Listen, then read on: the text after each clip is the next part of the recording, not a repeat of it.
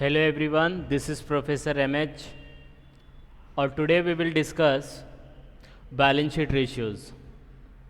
Last video में हम लोग ने देखा था PNL revenue statement ratios. PNL के जो रेशियोज़ होते हैं मेन उसे कैसे कैलकुलेट किया जाता है वो हम लोग ने लास्ट वीडियो में देखा था। इस वीडियो में हम लोग देखेंगे कि बैलेंस शीट रेशियोज़ कैसे निकालते हैं और फिर नेक्स्ट वीडियो में हम लोग देखेंगे पीएनएल और बैलेंस शीट दोनों एक साथ जब दिया होगा तो कॉम्पोजिट रेशियो कैसे निकाले जाते हैं। तो लास्ट वीडियो में हम लोग ने जो देखा था उसमें हम लोग ने वर्टिकल नहीं बनाया था, लेकिन यहाँ अगर आप देखेंगे यहाँ पे क्वेश्चन में बोल दिया गया है कि convert the below balance sheet into vertical and then calculate the various balance sheet ratios. तो अगर आपको बैलेंस शीट बनाना अभी तक नहीं आया है तो मेरे प्रीवियस वीडियो आप देखो, उसमें से आपको लॉजिकली समझ में आएगा कि कैसे इसे याद रखना है और कैसे प्रिपेयर करना है। यहाँ पे मैं शॉर्टकट में आपको समझाऊंगा बैलेंस शीट और फिर हम लोग बैलेंस शीट रेशियोज़ पे फोकस करेंगे। तो ये कुछ बैलेंस शीट के आइटम दिए हैं। लायबिलिटी साइड, ये है आपका एसेट साइड, और आपको ये current ratio, quick ratio, stock working capital, proprietor, debt equity, capital gearing, ये सब रेशियोज़ आपको निकालने 6 के 6 रेशियोज़। ओके, तो सबसे पहले will start with vertical. Okay, तो हम लोग वर्टिकल कैसे बनाते हैं वो देख लेते हैं। Just a minute.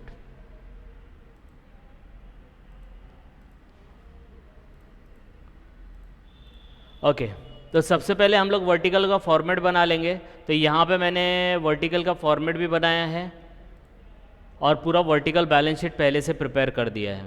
तो अगर आप यहाँ पे देखेंगे तो यहाँ पे आपको दिखेगा जो total application of capital employed आया वो 4,15,000 आया है, और एप्लीकेशन ऑफ फंड भी देखो यहाँ पे टोटल 4,15,000 आया है।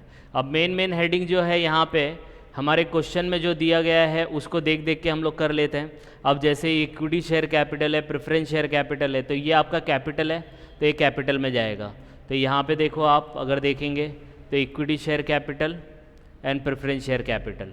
यहाँ पे कॉल्स इन अरियर आया था वो देख लेते हैं। तो ये दो आइटम हम लोग ने देख लिया। कॉल्स इन अरियर देखो यहाँ पे डेबिट साइड में है 5,000, तो कॉल्स इन अरियर क्या होता है, माइनस होता है। और वैसे भी अगर आप देख सकते हो कि लायबिलिटी साइड में अगर इक्विटी शेयर कैपिटल दिया है और उसके अपोजिट साइड में कॉल्स इन अरियर है तो वो माइनस होना ज़रूरी है। तो 5,000 1 लाख में से माइनस होगा तो आपका 95,000 आया। और दूसरा आपका प्रेफरेंस शेयर कैपिटल है 1 लाख, जो यहाँ पे हम लोग ने लिखा है दिस वन 1 लाख।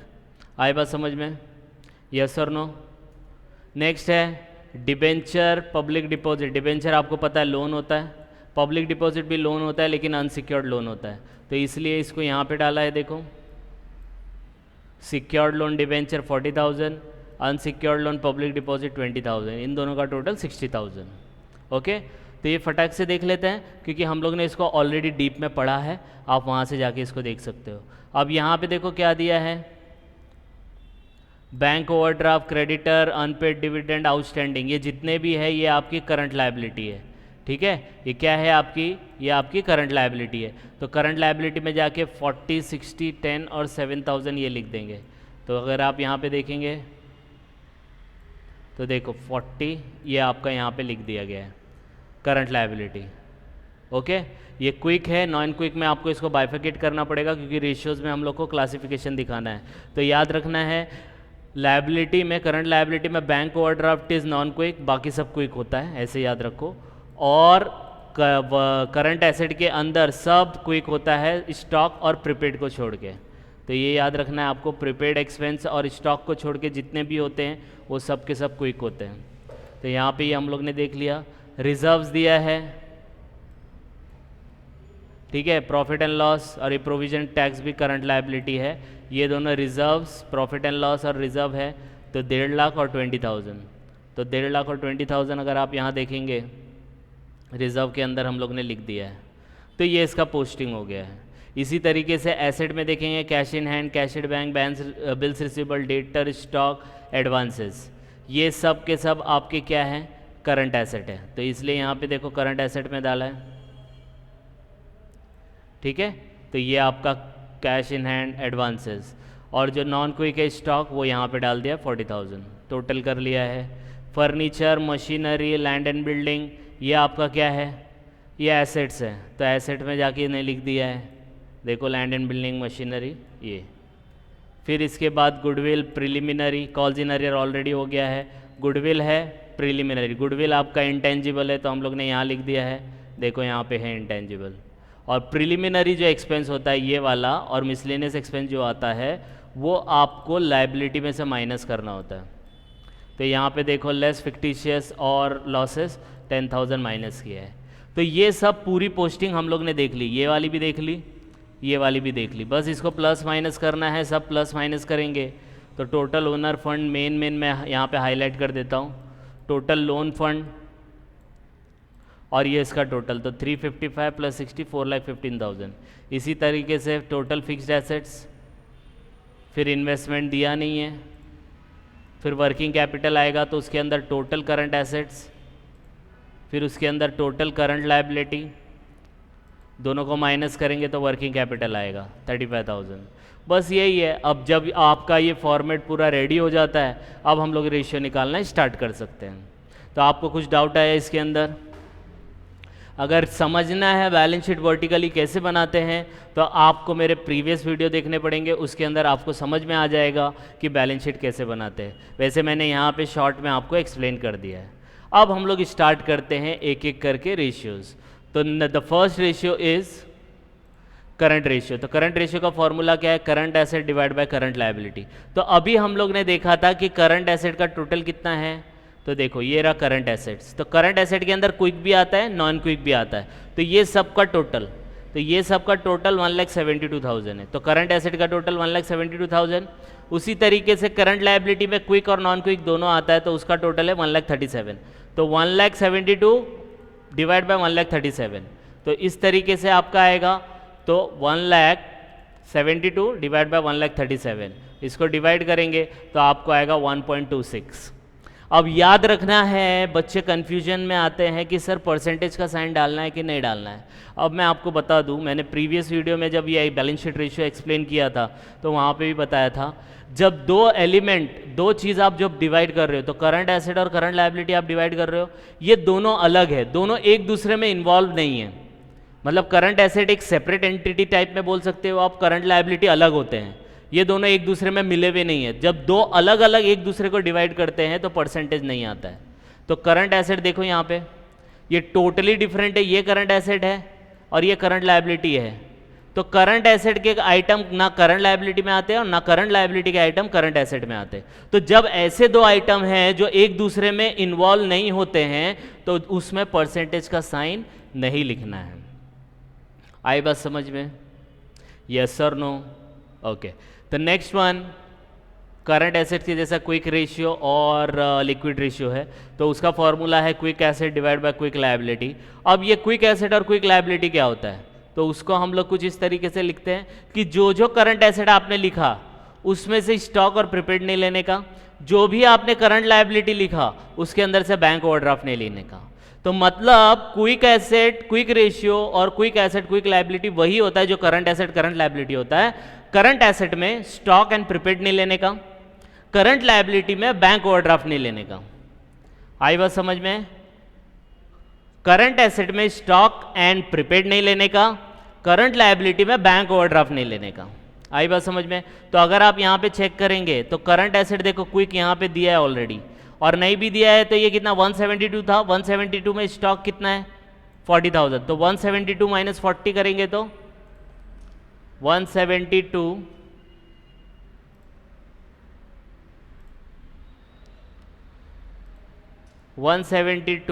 माइनस 40 1,32,000। इधर ऑलरेडी मैंने लिखा था 1,32,000, तो 1,32,000 आ गया। सेम वे में यहाँ पे 137 था, तो 137 माइनस 40,000, क्योंकि बैंक ओवरड्राफ्ट 40 है तो 40,000 माइनस करेंगे 97, तो 132 डिवाइड बाय 97। तो चेक करते हैं, तो 132 डिवाइड बाय 97, इसी को डिवाइड करेंगे आंसर आएगा 1.36। राउंड फिगर कर देने का 2 डिजिट तक लेना है। परसेंटेज नहीं डालना क्योंकि क्विक एसेट और क्विक लायबिलिटी दोनों सेपरेट है। जब दो सेपरेट होगा तो परसेंटेज का साइन नहीं आएगा, और अगर दोनों आइटम में एक दूसरे आइटम में इंक्लूडेड है या दूसरे आइटम का पार्ट है तो तब रेशियो में लिखना है। वो आएगा तो मैं एक्सप्लेन करूँगा। अब नेक्स्ट पे चलते हैं। Next is proprietary ratio. Proprietary ratio का मतलब होता है कि प्रोप्राइटर ने कितना इन्वेस्टमेंट किया और कंपनी में टोटल कितना इन्वेस्टमेंट हुआ है। तो कंपनी में प्रोप्राइटर के अलावा दूसरे भी इन्वेस्ट करते हैं। दूसरे कौन? जैसे लोन लिया है तो लोन वाले का कितना है, तो ये मैं बोल सकता हूं कि जितना भी टोटल एसेट है उसमें प्रोप्राइटर फंड कितना लगा है। तो मैं कहना है इसे proprietor fund is a part of total asset, क्योंकि टोटल एसेट में जितना पैसा लगा होगा उसमें प्रोप्राइटर का कितना लगा होगा। तो proprietor fund is a part of total asset, इसलिए यहाँ पे इंटू 100 किया है। अब प्रोप्राइटर फंड क्या होते हैं? तो प्रोप्राइटर फंड का मतलब होता है अपना शेयर कैपिटल, अपना reserves and surplus minus fictitious. तो अगर आप यहाँ पे देखेंगे, देखो सामने ही दिया है आपके, ये पूरा आएगा। तो आपके जितने भी शेयर कैपिटल है 95, 1 लाख, फिर आपके जितने भी रिजर्व है 1.5 लाख प्लस 20 और फिक्टिशियस जो 10,000 माइनस किया तो 355। तो प्रोप्राइटर फंड हो गया 355। अब एसेट देख लेते हैं, टोटल एसेट। अब टोटल एसेट का मतलब क्या है? तो टोटल एसेट का मतलब होता है fixed asset plus current asset plus investment. तो फिक्स्ड एसेट देखो नीचे कितना दिया है 3,80,000, इन्वेस्टमेंट दिया नहीं है तो 3,80,000 होगा, और इन्वेस्टमेंट कितना, करंट एसेट कितना 172, तो 3,80,000 प्लस 172 5,52,000। तो यहाँ पे कितना आया था 355 डिवाइड बाय 5,52,000। तो देखो यहाँ पे 3,55 डिवाइड बाय 5,52,000 इंटू 100 डिवाइड करेंगे, मल्टीप्लाई करेंगे, you will get 64.31, that is 64.31%। आई बात समझ में? तो यहाँ पे प्रोप्राइटर फंड टोटल एसेट का पार्ट है, क्योंकि टोटल एसेट में जितना भी पैसा लगा है उसमें प्रोप्राइटर का भी पैसा लगा है, इसलिए वो इंक्लूडेड है। इंक्लूडेड है तो समझ जाना रेशियो में कैलकुलेट होगा। यस और नो? समझ में आया कि नहीं आया? Okay, next most important capital gearing ratio. ठीक है, कैपिटल गियरिंग रेशियो मतलब क्या होता है? अब कैपिटल गियरिंग रेशियो का मतलब होता है कि आपके पास जितने पैसे लगे बिजनेस में उसके अंदर आपने फिक्स्ड रेट ऑफ इंटरेस्ट और डिविडेंड किसको देना है, divide by capital with no fixed rate of interest और डिविडेंड। पहले एक्सप्लेन करने की कोशिश करता हूं, फिर शॉर्टकट बताऊंगा। आपके बिजनेस में जितना पैसा लगा है वो पैसे में से अगर आपने खुद का पैसा लगाया है तो आप अपने आप को इंटरेस्ट नहीं दे सकते, वो नहीं लेने का। वो पैसा जिसके ऊपर फिक्स्ड इक्विटी शेयर्स पे डिविडेंड आता है लेकिन फिक्स नहीं होता, ये आपको पता होना चाहिए। तो आपने अगर अपना पैसा लगाया है तो उसके ऊपर आपको फिक्स्ड इंटरेस्ट और डिविडेंड नहीं आता है, वो नहीं लेने का। लेकिन प्रेफरेंस शेयर्स है, बोरोड फंड है, उसके ऊपर फिक्स्ड इंटरेस्ट और डिविडेंड आएगा। तो जिनके ऊपर फिक्स इंटरेस्ट और डिविडेंड आप पे करते हैं वो लेने का न्यूमरेटर में, divide by equity share fund लेने का, जितना भी हमारा पैसा बिजनेस में लगा है वो डिवाइड करो, आंसर आएगा। तो ये दोनों डिफरेंट है, अलग अलग है, इसकी वजह से यहाँ पे परसेंटेज नहीं लिया है, क्योंकि प्रेफरेंस शेयर अलग होता है, बोरोड फंड अलग होता है और इक्विटी अलग होता है, सब अलग अलग है, एक दूसरे में इन्वॉल्व नहीं है, इसलिए यहाँ पे परसेंटेज का साइन नहीं आएगा। तो इसको और शॉर्टकट में देखो ऐसा बताया कि प्रेफरेंस शेयर कैपिटल लो प्लस बोरोड फंड लो। तो I think preference share capital इधर है 1 लाख बराबर है, और बोरोड फंड उसी के जस्ट नीचे है, देखो बोरोड फंड 60,000, ये आपका लोन फंड मतलब बोरोड फंड, तो 60,000 है। तो 1 lakh preference share capital plus 60,000 loan fund, that is 1,60,000। देखो यहाँ पे आया 1 लाख प्लस 60,000 डिवाइड बाय, अब इक्विटी फंड कैसे निकलेगा, इक्विटी कैपिटल, तो ये पूरा लेने का, ये पूरा ही लेने का, ये पूरा कितना आया था टोटल 355 आया था। 355 में से 1 लाख तो चला गया ना, प्रेफरेंस शेयर कैपिटल यहाँ से हट गया, तो 1 लाख 355 में से माइनस कर दो तो कितना आएगा 255, इसलिए देखो यहाँ पे आंसर आया 255। इन दोनों को प्लस डिवाइड करेंगे आपका आंसर आ जाएगा 0.63। तो 1 lakh plus 60, 1,60,000 divide by 2,55 divide करेंगे 0.63 आएगा। Yes sir no? समझ में आ रहा है कि नहीं आ रहा है? ठीक है, 1-2 बार रेफर करेंगे तो समझ में आ जाएगा। ठीक है, next is stock working capital. Stock working capital, तो स्टॉक वर्किंग कैपिटल अगर आप देखेंगे तो वर्किंग कैपिटल ये है, और वर्किंग कैपिटल के अंदर ये सब आता है, ये पूरा का पूरा इतना पार्ट आता है। तो इसके अंदर स्टॉक भी है तो परसेंटेज का साइन आएगा। तो वर्किंग कैपिटल में स्टॉक इन्वॉल्व है, इसलिए हम लोग यहाँ पे लिखेंगे closing stock divide by working capital into 100। तो स्टॉक कितना था 40,000, देखो यहाँ पे है ना। वर्किंग कैपिटल कितना था 35, तो 40,000 divide by 35 into 100, divide plus minus करेंगे 114.29%। आई बात समझ में? यस और नो? एक यहाँ पे हम लोग ने मैंने लिखा है नहीं है, लेकिन हम लोग लिख लेते हैं। Next is 6th one, debt equity ratio. Okay, debt equity ratio. अब डेट इक्विटी रेशियो में क्या रहता है कि आपका जो फॉर्मूला है वो कुछ इस तरीके से रहेगा डेट इक्विटी का, डेट डिवाइड बाय इक्विटी। इसमें परसेंटेज नहीं लेने का, क्योंकि डेट अलग होता है, मतलब बाहर वाले का पैसा डिवाइड बाय अपना पैसा।